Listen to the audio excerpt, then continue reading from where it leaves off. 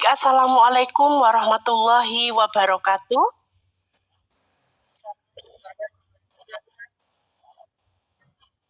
Bagaimana kabarnya untuk malam ini, Bapak Ibu guru hebat yang sudah bergabung? Alhamdulillah sehat, nggih. Semoga kita selalu senantiasa diparingi nikmat sehat sehingga kita bisa menyelesaikan dan melaksanakan tupoksi kita dengan maksimal. Sebelumnya saya ucapkan terima kasih dan sangat mengapresiasi sekali bahwa Bapak Ibu sudah menyempatkan diri bisa memenuhi undangan saya untuk menghadiri tatap maya saya perihal untuk mendesimasikan modul 1.4 yang sudah saya pelajari di PGP Angkatan 11. Mohon izin saya berbagi share screen. Mohon izin saya tidak slideshow karena kalau slideshow kadang terkendala sinyal, jadinya agak ceket-ceket gitu Bapak Ibu. Dan bahagia. Assalamualaikum warahmatullahi wabarakatuh. Salam, Om Swastiastu, Namo Buddhaya, salam kebajikan, Rahayu Rahayu.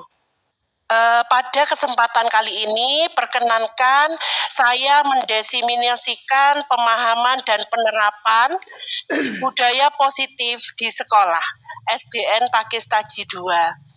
Salam dan bahagia Bapak Ibu guru hebat, tergerak, bergerak, dan menggerakkan. Kita sejenak menenangkan hati dan pikiran, kita fokuskan sembari kita mendengarkan musik ini. Mari kita fokuskan pikiran kita arahkan perhatian kita untuk fokus belajar, menghadirkan rasa ingin tahu, selalu bersyukur atas nikmat yang diberikan kepada kita semua. Baik, saya lanjutkan. Sudah lebih fokus, nggih? Baik, untuk slide berikutnya. Baik, berikutnya marilah kita buka sesi desimasi pengimbasan modul 1.4 disiplin positif ini dengan berdoa terlebih dahulu. Saya minta tolong kepada Ibu Nini untuk bisa memimpin doa agar apa yang kita laksanakan di malam ini berjalan dengan sukses dan lancar. Monggo diperkenankan untuk Bu Nini untuk memimpin doa, disilahkan. Terima kasih kembali Bu Nini. Baik, sebelum kita melanjutkan ke materi sesi desimasi, marilah kita ice breaking terlebih dahulu, nggih. Mari kita tepuk semangat dulu. 1, 2, 3 seperti ini. Tepuk semangat. Semangat. Semangat. Begitu, nggih. Monggo bersama-sama. 1, 2, 3. Tepuk semangat. Semangat.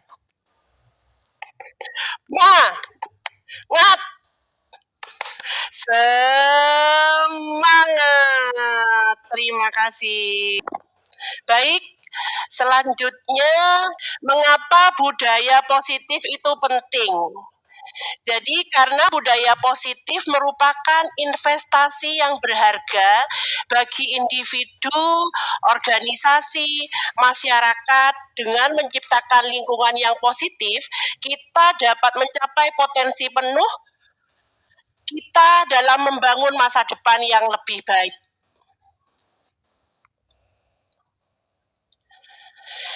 Apa makna disiplin? Baik, disiplin merupakan fondasi bagi kesuksesan dalam segala aspek kehidupan. Dengan berdisiplin, kita tidak hanya akan mencapai tujuan pribadi, tetapi juga memberikan kontribusi positif bagi lingkungan sekitar. Tujuan budaya positif, dengan budaya positif di sekolah, Kita bisa membentuk karakter murid dan guru serta memproses disiplin positif dalam budaya sekolah akan memberikan perubahan baru untuk menggerakkan seluruh komponen di sekolah. Apa saja konsep-konsep budaya positif itu? Ada disiplin positif, yang kedua ada nilai kebajikan, yang ketiga ada kebutuhan dasar manusia, yang keempat motivasi perilaku manusia, yang kelima keyakinan kelas, dan yang keenam posisi kontrol guru, serta yang ketujuh segitiga restitusi. Pengamatan dan refleksi. Nih, bayangkan sekolah impian Anda. Bagaimana suasana sekolahnya, bagaimana sikap gurunya, bagaimana tutur kata guru, bagaimana guru bersikap kepada murid-muridnya, bagaimana sikap murid-muridnya, dan bagaimana mereka saling berinteraksi terhadap Anda sebagai pemimpin sekolah dan terhadap guru-guru yang lain. Mohon izin rekan-rekan, ada mic yang bocor kayaknya Mbak Neni. Mohon izin di off-kan dulu mic-nya. Bu Neni. Oke, terima kasih. Baik, untuk mewujudkan sekolah impian tersebut, bagaimana Anda menciptakan sebuah lingkungan yang positif di sekolah Anda, apa strategi yang Anda pilih, dan bagaimana Anda akan menerapkan disiplin positif, apa yang perlu kita lakukan terlebih dahulu. Yaitu satu, disiplin positif. Makna kata disiplin dimaknai menjadi suatu yang dilakukan seseorang pada orang lain untuk mendapatkan kepatuhan. Kita cenderung menghubungkan kata disiplin dengan ketidaknyamanan.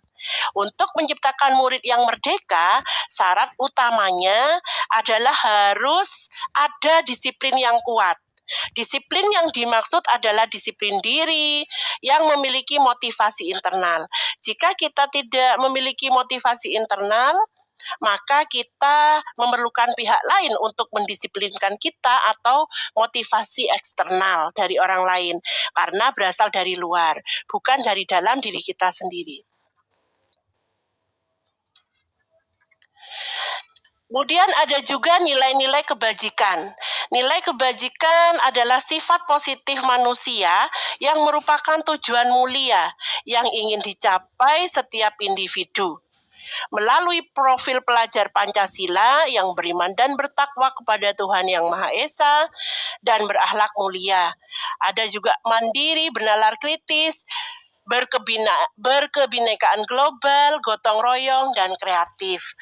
Nah, dengan semua ini, dengan mengaitkan nilai-nilai kebajikan yang diyakini seseorang, maka motivasi intrinsiknya akan terbangun, sehingga menggerakkan motivasi dari dalam untuk dapat mencapai tujuan yang mulia yang diinginkan. Kemudian yang ketiga, kebutuhan dasar manusia. Ada penguasaan, kemudian ada kasih sayang, kemudian kesenangan, dan juga kebebasan.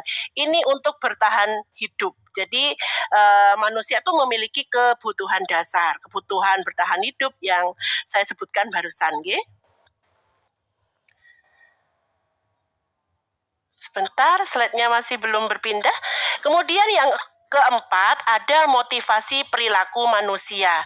Menurut Diane Gossen dalam bukunya Restructuring School Discipline, menyatakan ada 3 motivasi perilaku manusia. Yang pertama, untuk menghindari ketidaknyamanan atau hukuman. Yang kedua, untuk mendapatkan imbalan atau penghargaan dari orang lain.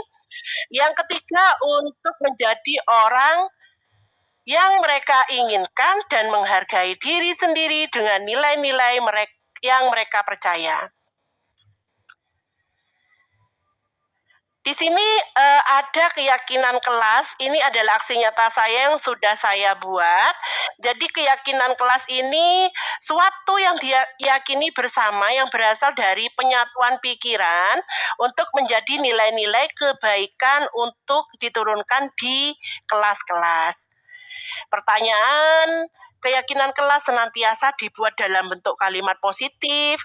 Keyakinan kelas sebaiknya yang didapat diterapkan di lingkungan tersebut. Kemudian semua warga kelas hendaknya ikut berkontribusi dalam pembuatan keyakinan kelas lewat kegiatan curah pendapat. Mohon izin untuk menampilkan proses pembuatan keyakinan kelas di kelas saya.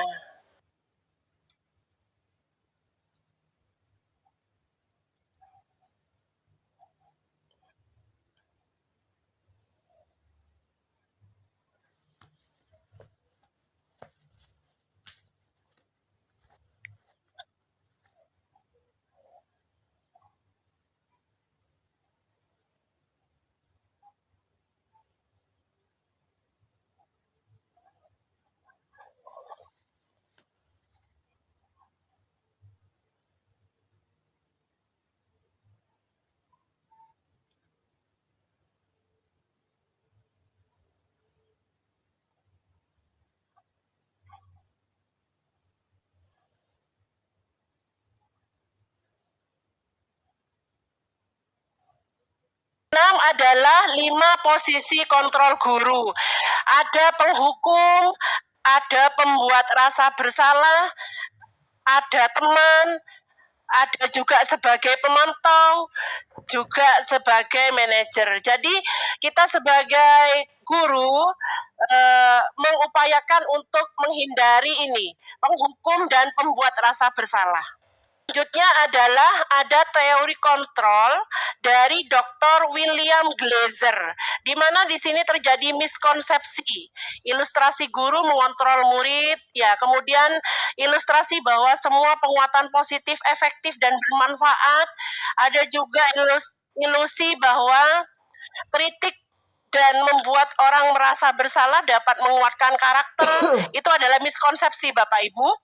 Kemudian ilusi bahwa orang dewasa memiliki hak untuk memaksa. Ini adalah pemikiran yang miskonsepsi. Kemudian penghukum. Ciri-cirinya ini, seorang penghukum bisa menggunakan hukuman fisik maupun verbal. Orang-orang yang menjalankan posisi penghukum senantiasa mengatakan bahwa sekolah memerlukan sistem atau alat yang dapat lebih menekan murid-murid. Lebih dalam lagi, guru-guru menerapkan posisi penghukum akan berkata, patuhi aturan saya atau awas. Nah, di sini sebaiknya kita menghindari jangan memakai penghukum ini ya, jika kita sebagai memegang 5 posisi kontrol guru. Hasilnya, kemungkinan murid marah dan mendendam. Jika kita melakukan kontrol sebagai penghukum, kemudian bisa jadi kembali duduk. Murid tersebut akan mencoret-coret bukunya di meja. Kemudian sepulang sekolah murid melihat motor milik bapaknya. Motor atau bapak ibu guru akan menggores kendaraan tersebut dengan paku. Nah, seperti itu kalau muridnya dendam. Jika kita melakukan hukuman kepada murid kita. Kemudian pembuat rasa bersalah. Ciri-cirinya pada posisi ini biasanya guru akan bersuara lebih lembut. Pembuat rasa bersalah akan menggunakan keheningan yang membuat orang lain merasa tidak nyaman, bersalah atau rendah diri. Kata-kata yang keluar dengan lembut akan seperti contohnya ini, ibu kecewa sekali dengan kamu. Beberapa kali Bapak harus memberitahu kamu. Nah, ini contoh kalimatnya pembuat rasa bersalah. Gimana coba? Kalau orang tua kamu tahu kamu berbuat begitu. Nah, ini adalah kata-kata ciri-ciri dari pembuat rasa bersalah. Kemudian hasilnya apa? Murid akan merasa bersalah telah mengecewakan ibu, bapak gurunya. Murid akan merasa menjadi orang yang gagal dan tidak sanggup membahagiakan orang lain. Kadangkala sikap seperti ini lebih berbahaya dari sikap penghukum, karena emosi akan tertanam rapat di dalam. Murid menahan perasaannya, tidak seperti murid dengan guru penghukum, di mana murid bisa menumpahkan amarahnya, walaupun dengan cara negatif. Murid tertekan seperti inilah yang bisa menyakiti diri sendiri ataupun orang lain. Kemudian teman, nah sebisanya kita menjadi teman bagi anak-anak. Jadi posisi ini tidak akan menyakiti anak-anak. Jadi lebih kepada bersahabat kepada anak-anak kita. Hasilnya apa? Murid akan merasa senang dan akrab dengan gurunya, akan menjadi bestie, begitu. Jadi situasi di dalam kelas pun jadi kondusif. Kemudian jika guru sebagai pemantau, nah ini memantau dan mengawasi. Pada saat kita mengawasi, kita bertanggung jawab atas perilaku orang-orang yang kita awasi juga. Kemudian pemantau di sini berdasarkan peraturan konsekuensi dengan menggunakan sanksi konsekuensi. Hasilnya apa? Murid memahami konsekuensi yang harus dijalankan karena telah melanggar satu peraturan sekolah. Guru tidak menunjukkan suatu emosi yang berlebihan jika posisinya hanya sebagai pemantau. Nah, ini juga kita sebagai pemimpin pelajaran harus sebagai manajer. Ciri-cirinya posisi di mana guru berbuat sesuatu sama dengan murid, mempersilahkan murid bertanggung jawab atas perilakunya. Contoh kata-katanya seperti ini. Apa yang kita yakini kembali ke keyakinan kelas. Apakah kamu meyakininya? Seperti itu. Jadi jika kamu meyakininya, apakah kamu bersedia memperbaikinya? Jika kamu memperbaiki ini, hal ini menunjukkan apa hal ini menunjukkan apa tentang dirimu. Apa rencana kamu untuk memperbaiki hal ini? Seperti itu. Kata-kata untuk kita posisinya sebagai manajer. Hasilnya, tugas seorang manajer bukan untuk mengukur perilaku murid kita membimbing anak-anak untuk dapat mengatur dirinya. Namun, pada posisi manajer, guru akan mengembalikan tanggung jawab pada murid untuk menjadi jalan keluar permasalahannya, tentu dengan bimbingan guru. Ini adalah segitiga restitusi yang sudah saya pelajari juga di modul 1.4, di mana jika terjadi permasalahan, yaitu kita menyelesaikan dengan segitiga restitusi ini, ada menstabilkan identitas, kemudian validasi tindakan yang salah, juga menyampaikan keyakinan. Di sini ada keyakinan kelas apa yang telah disepakati, kamu ingin menjadi orang seperti apa.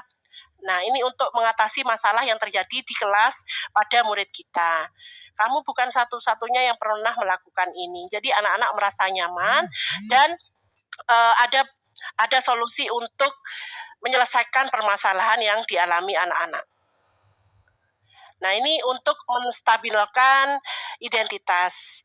Bagian dasar dari restitusi segitiga ini bertujuan untuk mengubah identitas anak dari seorang yang gagal karena melakukan kesalahan menjadi orang yang sukses akan melanggar peraturannya karena sedang mencari perhatian, sedang mengalami kegagalan, dia mencoba untuk memenuhi kebutuhan dasarnya.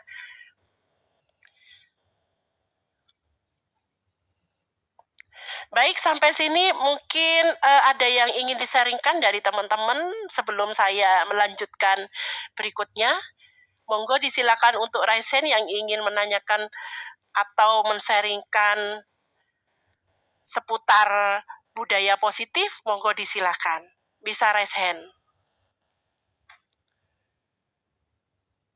Tidak ada yang raise hand, saya lanjutkan, nggih.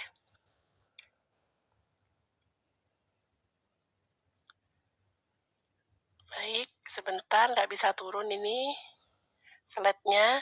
Kemudian ada validasi tindakan yang salah.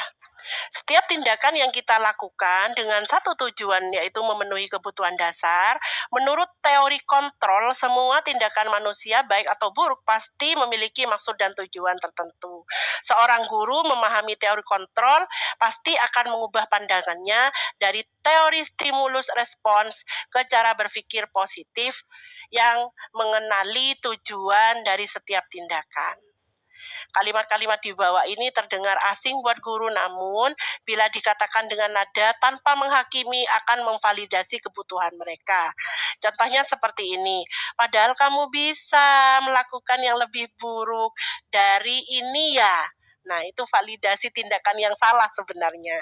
Tapi kata-katanya lebih diperhalus untuk diberikan ke murid kita. Kemudian ini menanyakan keyakinan. Teori kontrol menyatakan bahwa kita pada dasarnya termotivasi secara internal. Ketika identitas sukses telah tercapai, langkah 1 dan tingkah laku yang salah telah divalidasi pada langkah 2, maka anak-anak siap untuk dihubungkan dengan nilai-nilai yang dia percaya dan berpindah menjadi orang yang dia inginkan. Pertanyaan di bawah ini menghubungkan keyakinan anak dan keyakinan kelas. Apa yang kita percaya sebagai keyakinan kelas? Apa nilai-nilai umum yang telah disepakati? Apa bayangan kita tentang kelas yang ideal? Kamu mau jadi orang seperti apa? Nah, di sini menanyakan keyakinan. Demikianlah hal-hal yang harus kita pahami dalam menerapkan budaya positif di sekolah. Dengan memahami nilai-nilai kebajikan, kebutuhan dasar manusia, posisi kita sebagai pendidik, dan motivasi tindakan manusia, maka kita dapat menerapkan segitiga restitusi dalam menyelesaikan permasalahan murid, sehingga dapat memberikan motivasi intrinsik dan menanamkan nilai budaya positif dalam dirinya. Baik, ini adalah refleksi untuk sesi desiminasi. Sebelum panjenengan mengisi di chat box, sebentar lagi saya berikan linknya. Monggo yang ingin berbagi sharingnya pengalaman budaya positif di sekolah panjenengan bisa resen. Saya membutuhkan 2 orang suara dari teman-teman, monggo disilakan.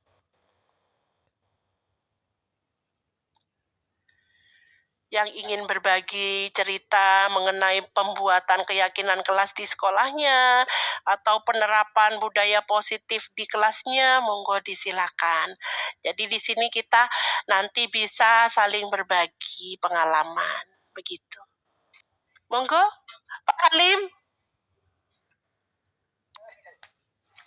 Ya, disilakan. Gimana?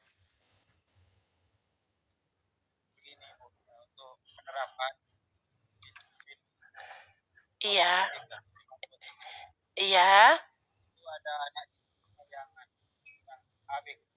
Iya. Iya.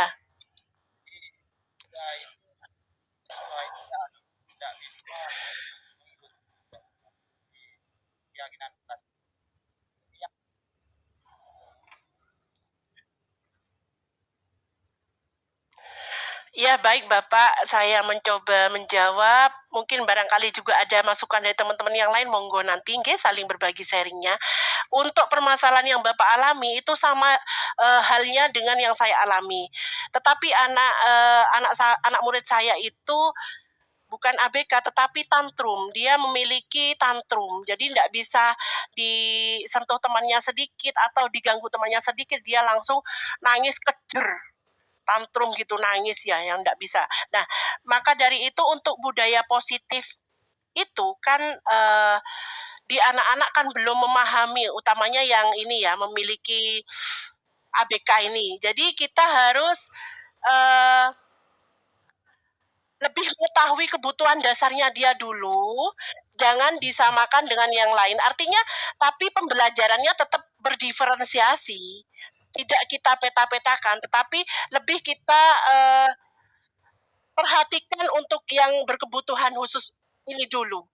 Jadi kita melalui pendekatan secara secara langsung, Bapak. Jadi tidak bisa disamakan dengan yang normal.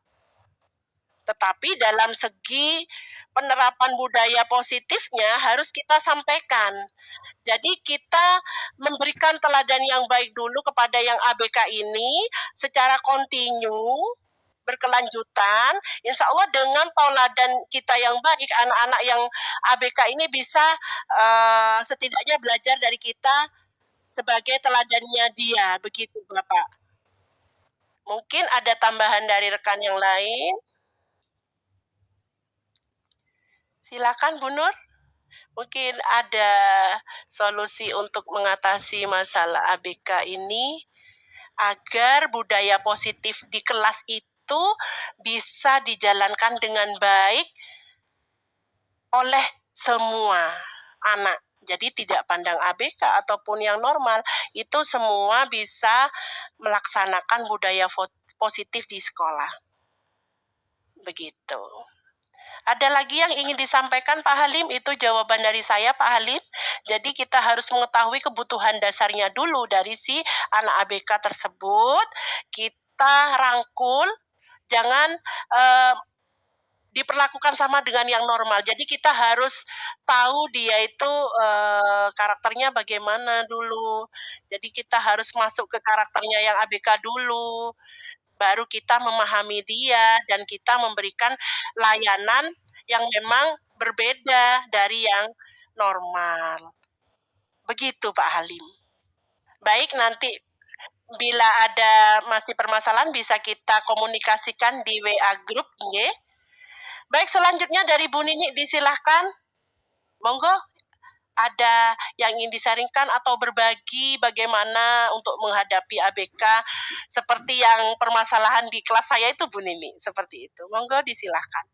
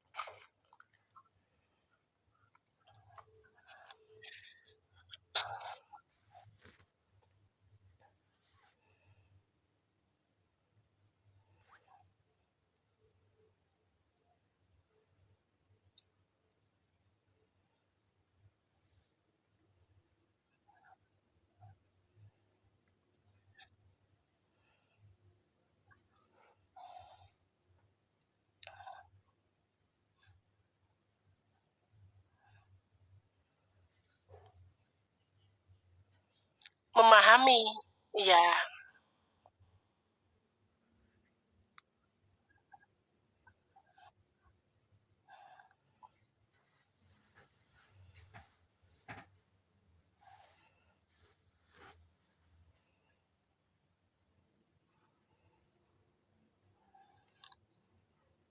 Baik, terima kasih Bu Nini atas sharingnya. Ini bisa untuk inspirasi buat kita semua ya. Jadi kembali lagi kita memakai 5 kontrol guru.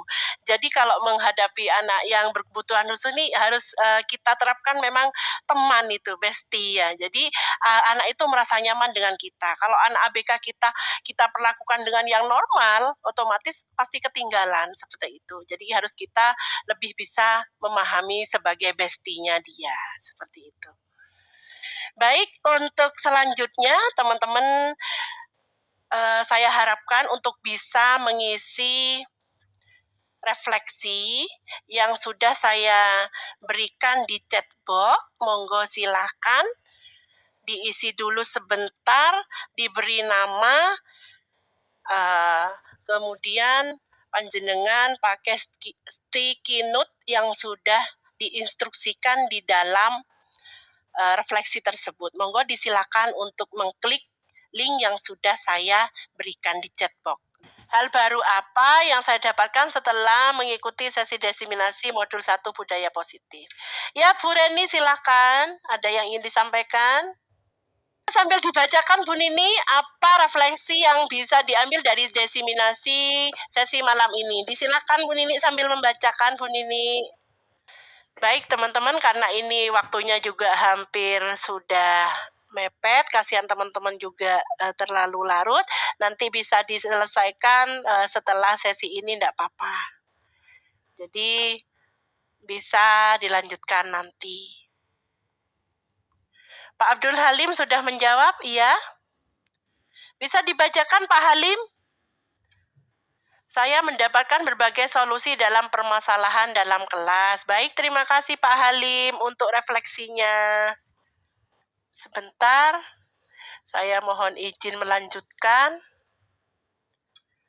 Di penghujung agenda diseminasi modul 1.4, sebagai penutup, saya ucapkan terima kasih kepada rekan-rekan semua yang sudah memenuhi undangan saya, sehingga agenda diseminasi pengimbasan modul 1.4 apa yang sudah saya pelajari bisa saya berikan ke teman-teman semua. Jika ada yang ingin disampaikan atau hal-hal yang ingin di-sharingkan, bisa lanjut kita WA Japri maupun WA grup, monggo disilakan. Ada yang ingin disampaikan lagi sebelum saya mengakhiri sesi tatap maya ini, monggo disilakan. Sudah tidak ada pertanyaan teman-teman? Sampun nggih? Baik, terima kasih. Mohon izin saya stop screen dulu. Penutup sebelum kita berfoto nanti bersama, izinkan saya berpantun. Pulau Irian banyak burung cendrawasih. Roti mengembang diberi ragi. Cukup sekian, terima kasih. Semoga bermanfaat dan nanti berjumpa lagi. Izin untuk open cam semua teman-teman.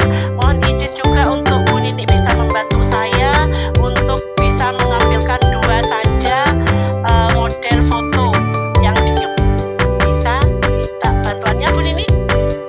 Nah, lagi gaya hormat karena kita di bulan kemerdekaan kita yaitu bulan Agustus. Kemudian gaya yang kedua adalah merdeka. Begitu nggih? Bisa dimulai sesi fotonya Bu Nini. Monggo teman-teman open cam. Tung Bu Nini nggih. Monggo. 1 2 3. Baik, gaya kedua merdeka teman-teman.